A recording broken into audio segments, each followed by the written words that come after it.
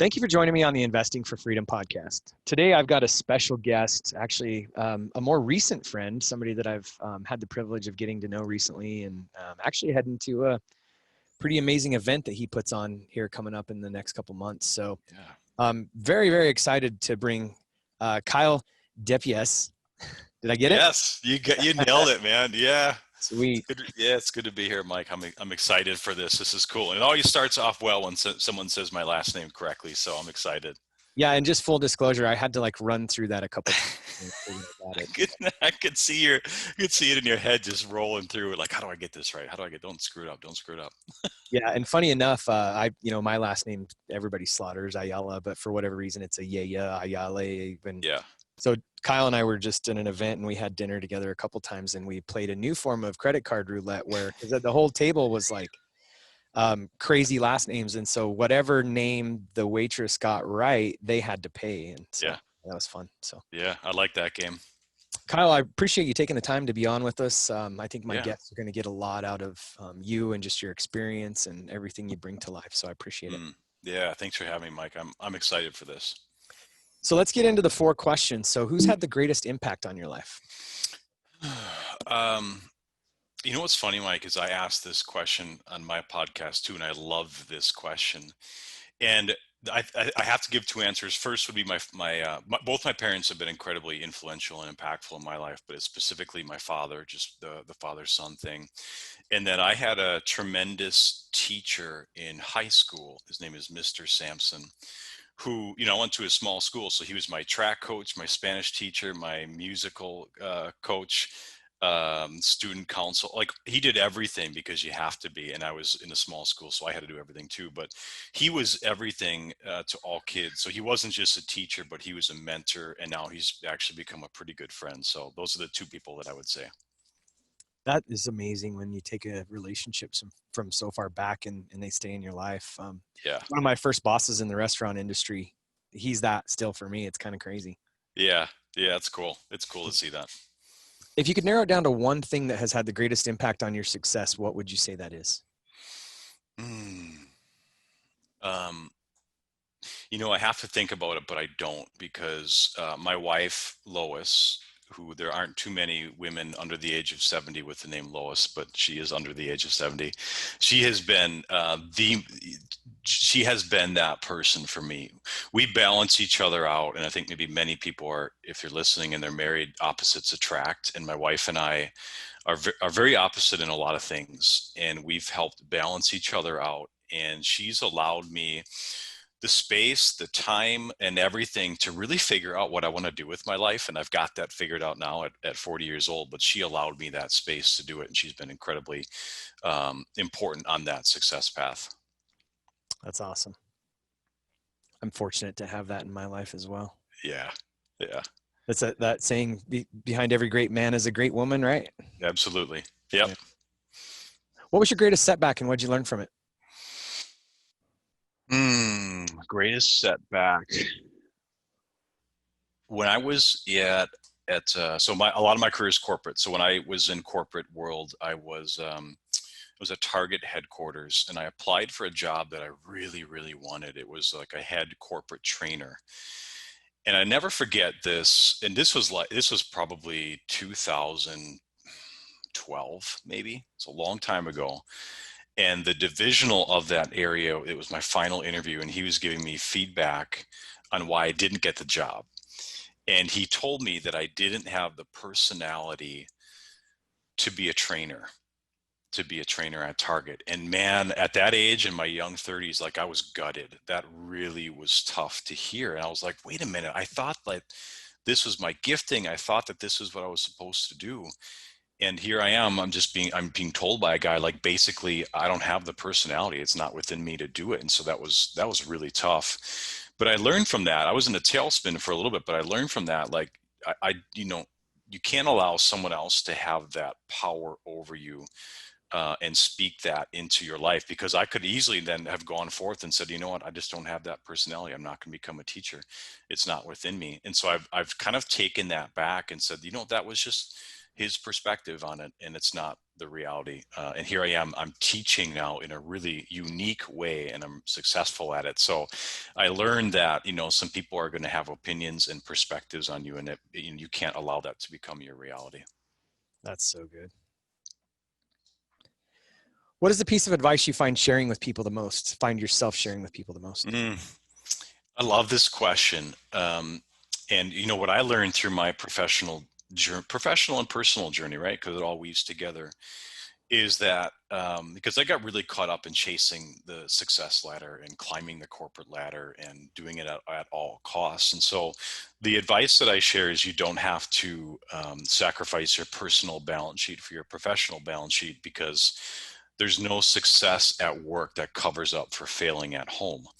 And I'm married. I have a 3.5-year-old. Mike, you're married. You have kids, and it's really important for me to be involved in the life of my son. And it's a big part of my story. I get to stay home with him for a season, and I love it, man. And I absolutely love it. And so, we hear in the world, in our culture, that it's hustle, grind, 80 hours a week and do all this, and you get burned out, you get out of shape, the relationships in your life suffer. And for what? Like, you get to be successful, whatever that means. But what if you're on your 7th marriage and your relationship with your kids is awful, and you got a lot of money? It doesn't mean anything. So that, to me, that's kind of what I end up sharing a lot now. I love that. And I've often correlated, not to go religious or spiritual on people, but there's a scripture in the Bible that says, what does it profit a man to gain the whole world, but to lose his soul? Yeah. And I've always, obviously that's from an eternity conversation standpoint, but I've always brought that back into business and everything that I do in life. Like, what does it profit me to have $1 billion or $100 million or a jet or a plane or anything else, and to lose my family, to lose my health, the legacy conversation. So Yeah. I really appreciate that. That's such good wisdom. So cool. Yeah. Thank you. Yeah. I learned it somewhat the hard way. So tell me a little bit. I normally probably wouldn't start here, but I'm so excited about this upcoming golf experience. Yeah. Okay. Yeah, let's talk about the event that's coming up. I mean, usually that'd be like the thing at the end, but what got you into? Tell us about the event and how'd you get here? Yeah. Well, it's a bit. We got to backtrack a little bit, right? So I'll start where we are now. So it creates bucket list experiences for high performing, high achieving, successful men. And the reason is because I help teach them work-life rhythm. I don't really believe in balance. I believe in rhythm, which would be, okay, work hard for a period of time, but then you've got to take a time out and recharge your battery. And most guys are really good at the forefront of that conversation, crushing it, putting their head down. And then we suck at recharging and being around like-minded individuals and connecting and just having fun. So I basically built that because that's what I was longing for in my career as well. So when I burnt out, 2014, 2015, that's what I would have needed. So I just basically reverse engineered that and said, okay, well, how do I just create this for guys so that they don't struggle with it as well? Because I'm interested in men becoming better fathers, better husbands, on top of being better leaders and entrepreneurs and successful businessmen. But sometimes we just need someone to help us in that regard. So that's kind of where it came from. So last year, I just had this idea and I just started marketing around, hey, I'm going to create a 2-night experience on the North Shore of Minnesota. And I want to see who shows up. Here's what I'm going to teach. I'm going to teach what I've learned through struggling a bit and just being really authentic in that. And at that time, I didn't market that to just men, but it ended up being 10 guys showed up. I was like, well, clearly men need to have a container like this. And then I did another one this winter. We were dog sledding in northern Minnesota by the Boundary Waters of Canada. And again, smashing success, a ton of fun. And then I said, all right, I'm going to do another one, but I'm going to do it around golf, because the average round of golf is 4 to 4.5 hours. And so if I can do a good job of getting the right guys in the right groups, like, they know what to talk about. Eventually you've got to stop talking about the weather and you just start talking about things that are important in your life. And so I keep the group small. We are golfing in October at Pinehurst in North Carolina. And then I set up a really fun half-day NASCAR pit crew experience where guys can try something where they maybe didn't even think they could ever do this. and I'll just do it for them and set it up. They just show up, have fun, connect, meet amazing people, have a great time, get recharged, and then go back and crush life and work. And so that's kind of the gist of it. Obviously, we'll get into a bunch of other stuff you do, but what I love about what you have going, and I'm just going to be a little transparent about where I'm at, for our listeners that are saying, we create all these limiting beliefs in our mind about why that's not for me. And, I could never do that. And I have two concerns when I first heard this, and I didn't even know you when I got invited to this, right? That's right. So a mutual mentor of ours reaches out and he's like, "Hey, I'm doing this guys event with a badass guy. His name's Kyle. You should come. It's like a guys trip." And I'm like, "I'm in." Yeah. So that's the say yes and figure it out later conversation. I was literally sitting with my wife and I'm like, "Hey, look, Chris invited me to this." And she's like, "Where are you going to go?" I'm like, "Yeah, I already said yes." And she's like, "How much is it?" And I said, "I have no idea." So I don't have a limiting belief about, the cost or any of that, but there's always all these reasons why we can't get out of our comfort zone. Yeah. And what I love about, I haven't even gone to one of your events, but what I love about what I know is going to happen there is I'm going to get stretched. So number one, some people might say, well, there's a limiting belief about money, which it's not that expensive, but that's the first thing. Well, I don't know if I can afford it. I don't know if I can take the time off. Neither one of those are my problem. But then I'm sitting here, well, I'm a horrible golfer. I'm like, obviously this is like one of the best golf courses in the world and it's a bunch of golfers and I don't care. I want to get around guys that are going to stretch me. Yeah. So that was my first limiting belief. And then when we start talking about the NASCAR thing, I don't know why, but I get nervous when I think about when I watch how fast they're pulling those lug nuts and like my incompetence, like my fear, all my insecurities start coming out about how fast I'm going to be able to pull lug nuts off of a car. And we need to get in zones and environments that stretch us. And so I really appreciate that you're putting these on. So anyway, I just wanted to throw that out there. Yeah. Do you intentionally design it that way to stretch us, or is it more just like a? Yeah, it's everything you'll find out is intentional, and it might seem like it's random or coincidence, but I don't know a lot of people that are that excel at pitting a race car. You know what I mean? So that's a level playing field, but you're going to come into it and you're going to say, well, am I going to look like an idiot? Am I going to look like a fool? And you're going to have to sit in that, or anyone who goes has to sit in that. And then you're going to find out, well, no one knows how to do this. And where else might that be showing up in your life? Where will be the conversations that were going to happen? Like, where else are you holding yourself back for fear of what others are going to say? And the golf conversation is another one. A lot of guys that are going are not good golfers. But again, you're going to have to sit in the like, well, what if I duff one off the tee and everyone's watching and then I get laughed at? Who cares? But those are the conversations that you're going to have in your head and then we'll have together as groups. So it is very intentional. There will be some good golfers there and there will be some guys that haven't picked up a golf club in years, and it's all good. You know what I mean? Like as men, we just got to drop our ego more often and get about the business of just authentically connecting with other guys. Yeah. And I love that you're putting the experiences together. And I love how you said work-life rhythm. I just appreciate everything that you're doing, to just really stretch guys in general. But yeah, I think it's exciting. And I think it was Eleanor Roosevelt that said, do something every day that scares you. And we've got these quotes, like everybody's heard that quote, but the reality is, when we start getting anxiety around something, we need to go out there and stretch ourselves. So I appreciate that you're forcing people to have higher conversations and pull to a higher level. So. Yeah, and I hold you accountable to having fun in your life. Isn't that crazy? Like someone needs to do that. But hey, I'll be that guy. Totally. I love it. So work us backwards. How'd you get into this? I heard the Target story a little bit, but what's your background? How do we get to where we're at today? Yeah, so background, I'm from Wisconsin. I'm a Wisconsin guy, and I worked for a travel wholesaler right out of college, moved to Minneapolis then for Target HQ. And then I really got in my psyche, in my brain, I got this, like every 2-3 years, I should be climbing the corporate ladder with a new title, with more pay, with all this stuff.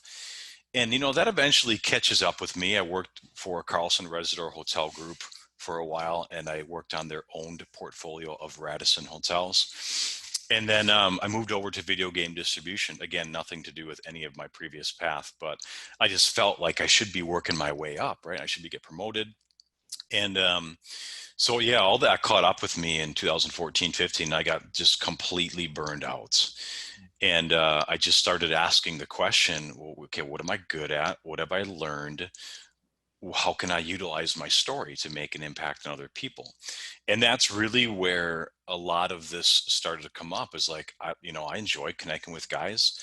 I'm a teacher. I became a high school business teacher for 2 years before I stayed home with our son. But I don't like to classroom teach. I like to teach by throwing people into situations that makes them learn by doing and feel a little bit squirmish, which makes sense after you just heard the story about the experiences. Mhm. That's what I really, really enjoy. And so that's how I started to create that. But, all along in the background here is the story of debt in our life, and the story of paying off a ton of debt in a short period of time. Do you want me to go into that? You want me to share Yeah, that? sure. Okay. So I did this little experiment. I don't know where I heard this, but you can log on to the Social Security website, which is just ssa.gov. And, at that time, I'm incredibly financially illiterate, no intelligence around personal finances. And so I was logging on to ssa.gov to figure out, well, what would I make in retirement from the government, from Social Security? However, when you log on to that website, you drop in your Social Security. It creates the profile for you to try to project your Social Security income. But it does that based on how much money you have accumulated and paid into the plan over the years. So when I did that years back, um, my accumulated earnings was well over $1 million. And I was kind of like, well, how could that possibly be? I've got nothing to show for it. So I was married at the time. And so I said, Lois, what's your Social Security number? I want to check out yours. Same thing with her, well over $1 million. So to get, combined, we're looking at almost $3 million. And I'm looking around and I'm like, well, where did it go? Because we've got a ton of debt. And in fact, our net worth was extremely negative. Um, and so we just got about the business of paying off all of our debt, Mm. consumer debt, you might call good debt, bad debt. We paid off everything. We didn't have a ton of consumer debt, but we just paid off our mortgage too, because we're done with debt right now. So we paid off about $400,000 in 38 months to be 100% debt free. Wow, that's Yeah. impressive. Just real quick on that, because a lot of times, and you and I have had this conversation, but a lot of times we're talking about, the good debt and being able to leverage properties and the value of depreciation and all that stuff. But I think a lot of times from a real estate world standpoint, or even borrowing money for business, we do people an injustice, because not everybody, there's different personality types, right? There's different personality profiles. And I'm naturally a high risk person. And so I look at the world through my lens, but the more I get into conversations with guys like you, it's not right or wrong. It's just different. Yeah. And, and, and learning to apply debt in a smart methodology is very important. And so sometimes I come out the gate talking about leverage, leverage, leverage, debt, debt, debt. And I realized after talking to you that possibly, well, not even possibly, we do people an injustice sometimes talking about going into debt, because not everybody can handle it or has the understanding of what good debt versus bad debt is. And even taking it a step further, not everybody, even if they understand what good debt is, wants to be in debt. So we're all different. And I appreciate the perspective you bring. So you guys paid off 400 grand of debt. Yeah. Yeah. And like you had said, it's fun that we're hanging out and we're getting to know each other, because we're pretty like, I think your risk meter is broken, and I'm on the other side of where, like, I have the risk meter isn't even moving at all. I'm really conservative. However, I'm humble enough to say I want to have a conversation with you about that, because I want to learn from you. And you're doing the same thing. And I think that's cool, like, where we can both come together with completely different perspectives, and we can appreciate the style from each other. Because what ends up happening is, in friend groups and things like peer groups, like will attract like, and I'll just start hanging out with a bunch of people that don't want to have any risk or debt in their life. And you might be the exact opposite. So it's really good for us to jam and hang out. But I would say that through that process, I got really averse to debt. Like I've got to the point where I'm like, I can't handle a single dollar. I don't want to owe anyone anything. Mhm. And then I come out of it and I'm like, man, all my, a lot of money is tied up into this house now, and I can't access that. So I could be missing out on opportunities. So like the evolution of my belief on debt is changing. And I think that's okay. Like, I think you go through seasons of that. I think it's totally okay to do. We paid off the debt when the market was crushing it, right, for years and years. And I paid off a mortgage at what, 3.5%. So the average person who might be listening to your podcast is like, dude, the market got whatever and real estate got a lot. And here you paid off your mortgage at 3.5%. But I will tell you, like, my spirit and the weight on my shoulders has been completely lifted, and I don't feel any burden of that. So like, it's hard to put a price tag on that too. Yeah. Well, and even through that evolution, I mean, even a year ago, I would be the guy that would say, I've got a bunch of equity in my house right now. Mm-hmm. In my mind, it's false equity, and I don't want to go out and pull that equity because in a year or two, I think I'm going to owe, if I go pull that equity, I'm probably going to owe $500,000 on my house more than what it's going to be Yeah. worth. So there's an evolution on the other side of that too, that I think you bring up a great point. Like, we've got to have those conversations, but even in my personal house right now, a couple years ago, I would have said, man, leverage that and go buy more real estate. But there's cycles in the market too, where, like, even right now, my wife and I are having a conversation, like, do we sell our house? I'm definitely not going to borrow against it.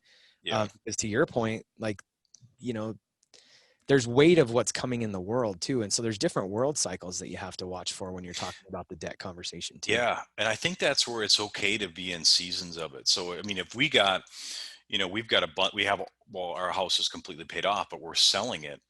And so, I could take that money. There's a lot that we could do with it. And you and I talked about this, and I kind of want to sit on it because I don't, like you had said, I think something's brewing and coming that I don't, I'm pretty happy that I don't have any debt as a result. And I'm happy that I've got liquidity to jump on a few opportunities. So that I'm really thankful for that. But yeah, I mean, it happens in seasons, and how I feel about debt, I think, is going to kind of mirror that season and how the markets are playing out. Yeah. And I tend to look at a lot of things through the question of, well, what if I'm right and what if I'm wrong? Mm, And really, I love the conversation that we've been having because more times than not, you're going to be in the safe, your teaching and your methodology is going to be in the safe zone yeah. more times than somebody who's like leverage. So there's a small percentage of people that I think probably get it right and time it right, and some of that's experience and knowledge and some of that's luck. But the percentage of people that time that right versus the percentage of people that get wiped out through debt is Yeah. probably 10 to 90% getting wiped out. And so when I bring that back to my frame of reference of, well, what if I'm right? Well, if I'm right, maybe I got lucky and, we built this portfolio, but what if I'm wrong? And when I look at it through that lens, it's really, it's opening my mind too, to what you teach in your debt teaching and courses is probably a safer what if I'm right versus what if I'm wrong conversation. So Yeah, it kind of cuts the edges off of the risk, right? So through this methodology, it's a slow, methodical process to building wealth, and it's not going to happen quick. So it is. I mean, but it isn't for everyone. Not everyone's comfortable with it. People want to go a little bit faster. People want more risk. And that's totally fine. With all the consumer debt that's in the world, like, there's a lot of job security in what I'm offering to people.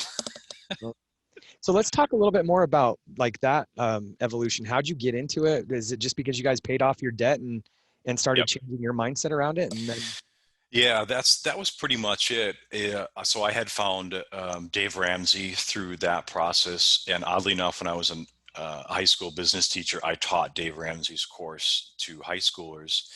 And I don't know about you, but when I was in high school, there wasn't a personal finance, and I wish it was more prevalent. It's starting to become more prevalent, but not a lot of school systems make it required in order to graduate. That's what I'd really like to see, just some requirements around personal finance. So I really got into it then, and I just poured myself into learning. For 2 years when I was teaching business, I would drive 65 miles to teach.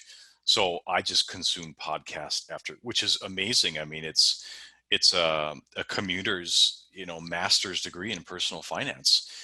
people have so much time, and there's so much resources out there to learn. There really isn't an excuse. So I just poured myself into learning it. And then we did Dave Ramsey's plan mostly. We went down to his studio and we did our Debt Free Scream live with him last May. A ton of fun. However, not one plan works for every person.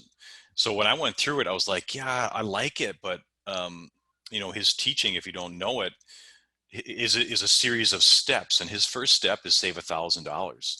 And I'm like, man, $1,000 right now, if you were one of the 40 million people that got unemployed, well, how long is that going to last you? So they're just, I think there are a few things that I like with him, but there are some things that I probably disagree a little bit. And I just kind of created a course out of what I learned, what I know, what I liked and what I didn't like, and refined it as we went. But that was kind of it. It's everything I learned through the entire process. That's cool. As we're talking through this conversation, I'm thinking of two different things in my life where, when I was young, before I started my first company, which was when I was 24, I remember having to borrow money from my boss a couple times.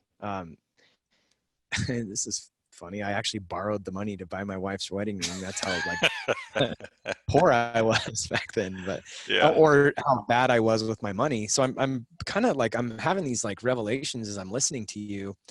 I'll never forget having to borrow money from him a couple different times. And we had some issues with our oldest son, some medical issues and this and that. And, he was always there to help. And, but then there was this period of time where I went to him to borrow money and he said, Mike, you got to get this figured out, man. You can't keep relying on me to be bank. And he was the nicest guy in the world. But when he said that, he also told me, he said, look, I'm not trying to be mean here, but if you want to when you have an employee that can't manage their own money, that's the first thing that I kind of look at. If you can't manage your own money, I wonder sometimes how you can manage my own. And he was trying to give me lessons to, he was grooming me for leadership. And I ended up going on to run some really large jobs for him, probably more than anybody my age ever had. But it was those lessons, right? And I never even really thought much about that until I'm just talking to you about this. And, I wasn't at a place where I could manage my own money, and just seeing that mirror and how he said that, it was just kind of eye-opening looking backwards at it. Yeah.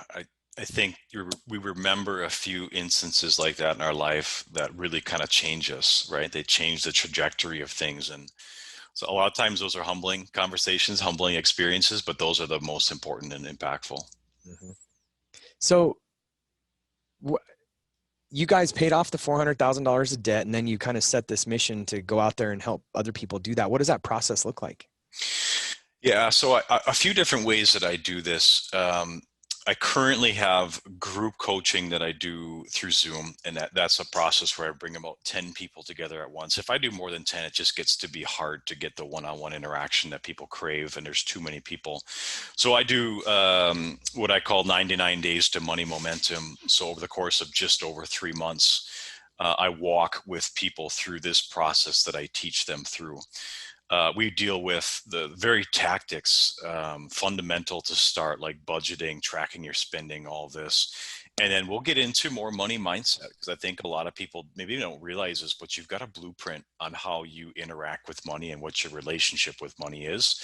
And unfortunately, that was probably modeled by people that maybe we didn't want it modeled by, but that's just the way it goes. So we work on rewriting a blueprint that you have with money and your relationship with money to help people lift the lid on what they think is possible and what they're worthy of. So that whole process takes us, just over 90 days. So I currently do that through group, and then I also do kind of like one-on-one, more higher level stuff for people that maybe their situation is more complex. Maybe they're not comfortable talking about it with anyone else, and they would just rather have me as a one-on-one resource. And then in 2021, I'll release a video course as well, so people could just kind of plug in and watch it as they want to watch it, and it'll be significantly cheaper. So I currently have 2 ways to work with me, and a third one is coming. That's awesome. And I think your timing on that video course is probably going to be impeccable, just looking at what's coming. And Yeah. I think this is probably, again, just shifting my mindset a little bit, because I'm move fast, move far, move, just let's go. But I think right now is probably the time where people really need to be number one, I probably wouldn't advise most people to be investing right now. Mm-hmm. There's still good deals out there, but you've got to know what you're looking for. And so I think right now, probably the best thing people could do is really like fortify their personal lives. And I love what you said earlier. And maybe this isn't exactly how you said it, and I'd love you to correct me if it was different, but you don't have to sacrifice your personal balance sheet in order to advance your, you don't have to, can you share that? I forgot how Yeah, you I'll said do it again. it. Because it's a tongue twister, man, and I have to think clear before I say it too. But it's, you don't have to sacrifice your personal balance sheet for your professional balance sheet, because there's no amount of success at work that covers up for a failure at home. That's so good. And so when you were just talking about that, the money mindset, I think that's why that is so important, because I don't care if you've got no money or $100,000 or $1 million or $100 million, you're always going to have that same problem. Yeah, and you'll almost always self-sabotage. So if if you can't, and this was a big learning for me, Mike, was that, okay, I'm making good money when I was going through this process, and I'm like, man, do you know what would fix this problem? Is if I just made more money. But it will never work that way, because if you can't handle managing 100 grand a year, what makes you think you're going to manage a million a year? It doesn't matter. It's like building muscle throughout the process. It's the same thing is true. Like if you can't give $10 for a cause right now, if you're given more money, what makes you think you're going to be able to give more?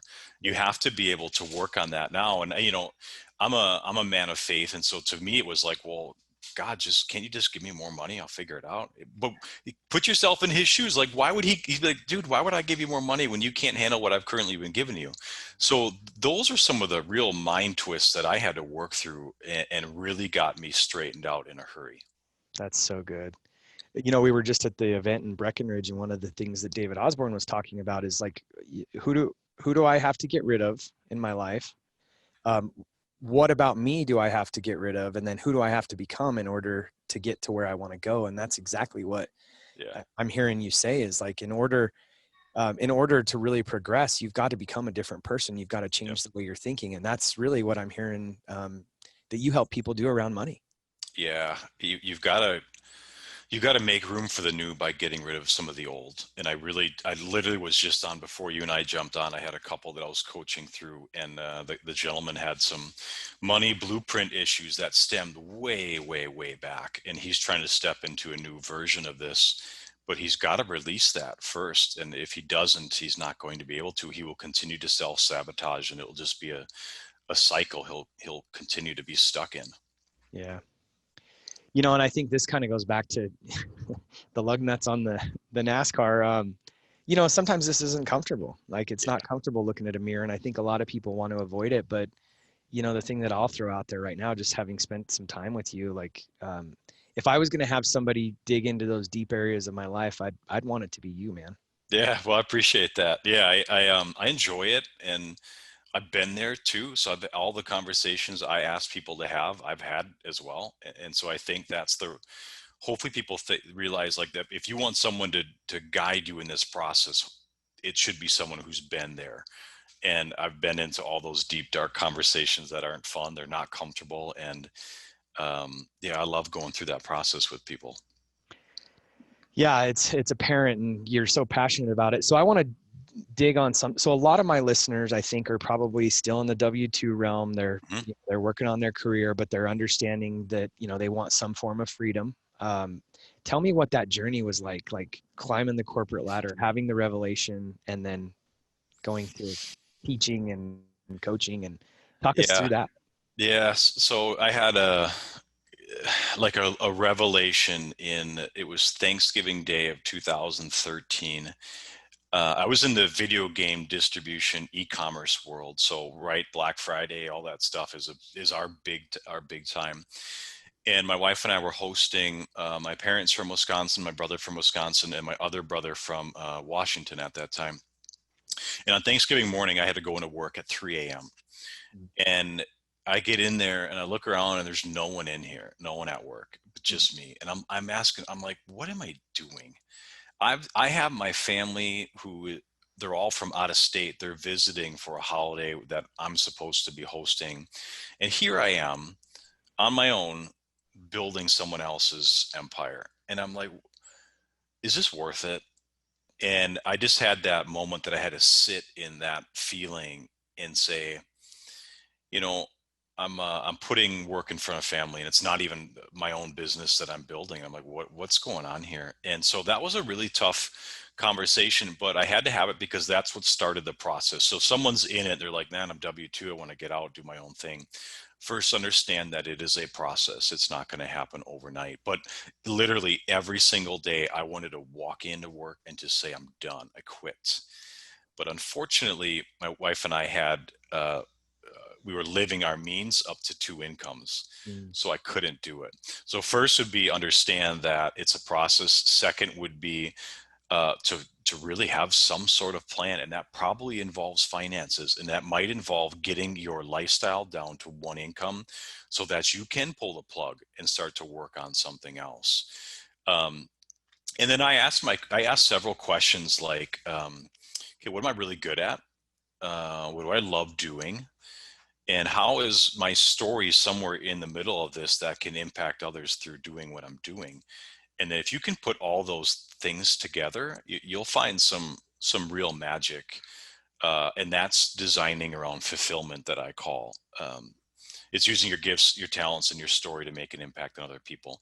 So if you can find a way to do that, and you will, and with courage and with boldness, go after it, you'll have success. What's funny is you'll get the success then. So those are the things that I would say to someone who's in a W-2 and wants to get out of it. That's how I did it, and that's how I coach people how to do it. So that designing around fulfillment, that's really that's your process. You take me through that. Yeah. Yeah. We look at how, you're uniquely gifted and talented, and more often than not, you're probably overlooking what that is. Because as I was going through the debt-free process, I'm like, yeah, everyone knows this stuff. Everyone knows how to get out of consumer debt. Everyone knows all these things. But I completely was not putting any value on the fact that maybe I knew something that could be monetized here. Mhm. We take that for granted, I think. Yeah. Well, and even if conceptually you think people understand that, maybe they have the inkling that, you know, at, at a 30,000 foot, they get it, but Yeah. they need somebody to, and that's where it gets scary, right? That's the vulnerability. That's, a lot of people don't, I often say that until the pain of where you're currently at becomes stronger than the pain that it's going to take to get there, you won't do anything about it. But having somebody like you, I look at this visually as like bumpers when you're bowling. Yeah. Having somebody like you that can, guide us and adjust us along the way is super important, because even though we can see the pins clear down there, we might not be great bowlers, and we need people like you in our lives. And so I think it's really awesome what you do. And I love that designing around fulfillment and that entire process. So it's pretty cool. Yeah.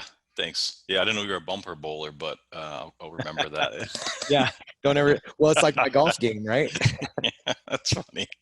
Yeah, you can Okay. give me the bumpers on that golf course. Yeah, so Kyle's actually stretching me.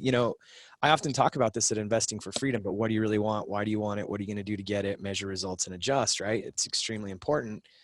But I've had on my goals list to golf once a week for a while because I've wanted to become a better golfer. But when I sign up for an event where I know that I'm about to be golfing on one of the best courses in the world, I changed my goal. And this is why I told Kyle this after the trip.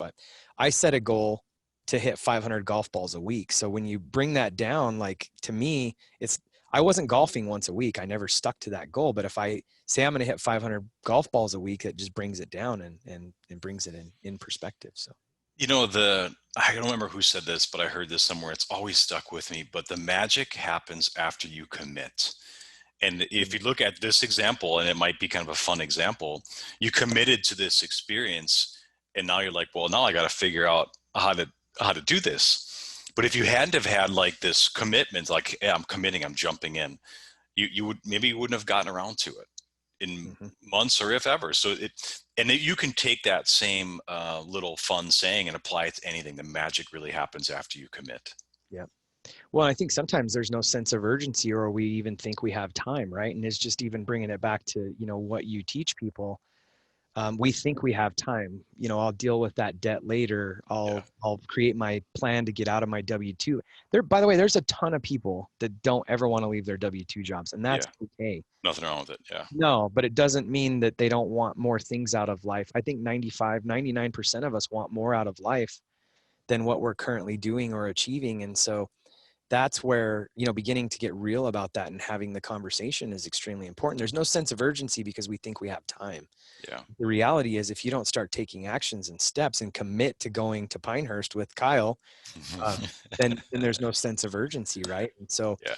you know, if you're listening right now and you've been thinking about this and you know, you want to make some moves toward, and again, it's not about a W-2 job or investing or anything else. It's just changes around your money mindset and your financial life. Might be a good time to reach out to Kyle. Yeah. Yeah. And I love that. I answer any and all questions on Instagram. I'm most active on that one. And I enjoy the process of just guiding people on a path. I have a lot of fun with it. I'm super passionate about it. And I'm also passionate about golf too. So that doesn't mean I'm good at it, but I'm passionate about it. I enjoy it. That's how you actually sold me. You're like, I'm not an amazing golfer. And I'm like, well, there's a big difference between not amazing and sucks. I suck. Yeah. Yeah. Well, I mean, that course can humble anyone. So we could all be really bad that day. You never know. Cool. Well, I think as Eleanor Roosevelt said, we need to do something every day that scares us. So what have we not talked about that you want to share? Oh man. Um, you know, I'll leave people maybe with this thought. So I don't know if you can see it, Mike, in the background, but in 2018 I did an Ironman, and I want people to understand. Like, I'm not an endurance athlete, not at all. And when I started it, I couldn't run for more than 15 minutes at one time before I was done. I couldn't do more than 10 laps in a pool, and I couldn't bike more than 20 minutes. And through the process of stretching myself continuously, I did the Ironman and I finished it just under 14 hours. And you swim 2.4 miles, you bike 112, and you run 26.2. And I could not even come close to doing one of those, much less you stack them. But I was just, you really have to enjoy the journey, and the journey goes fast. Because when I crossed the finish line was a cool little red carpet. U2 was on playing, pumping in the background. It was amazing. And then you cross the finish line, you look around and you're like, it's over. Now what? So I just, no matter where people are, I just want to encourage them to enjoy the process. You'll get wherever you are, you'll get wherever you're going at some point. And then you'll get there and you'll say, now what? So I just want people to be really encouraged wherever they are. Just keep putting one foot in front of the other and enjoy the process. Wow. That's amazing. Some great wisdom there. I think there's the title of our podcast. So I appreciate that. And that's crazy. Yeah. So where can people find you, Kyle? Instagram, just Kyle_Depiesse is good. I'm most active there. I'm on LinkedIn too. Facebook, not quite as much. And then if anyone is interested in checking out the golf thing, just head to my website, kyledepiesse.com, and you'll find it. It's under experiences. Some fun videos on there from previous events of dog sledding and things like that. So if you want to get hyped up, go check out the website and you'll get pretty excited about it. I love it. And we'll put links to that in the show notes, just in case you can't spell his name right. Yeah, I wouldn't be surprised. Yeah. Cool. Well, I really appreciate your time, and thank you for all the wisdom that you share. And it's just getting to know you the last couple of weeks has been eye-opening for me. So I think it's going to be a treat for our listeners. Yeah, I appreciate it. And thanks for having me on and sharing your platform with me, Mike. It's been awesome. Thank you.